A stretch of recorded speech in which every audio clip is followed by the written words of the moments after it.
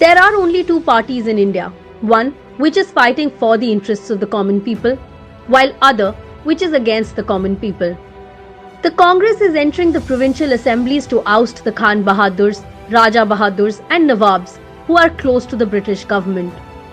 This statement, made by Pandit Nehru in Allahabad during the 1937 election campaign, was completely believed by the people, and Congress also upheld the trust reposed in it after winning the elections. The provincial governments of Congress took major steps such as making provisions for leave with pay, minimum wages, and recognition of the labour unions by the state.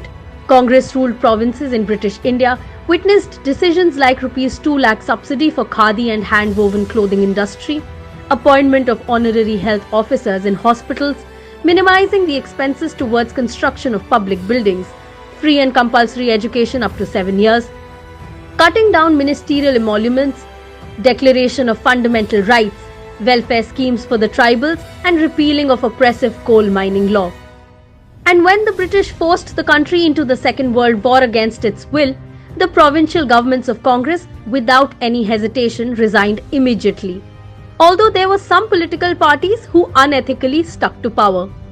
Congress laid the foundation of eminent institutions like IITs and IIMs after independence. It made serfdom illegal through the Zamindari Act of 1950. Vital steps to save water, forest and land resources were also taken.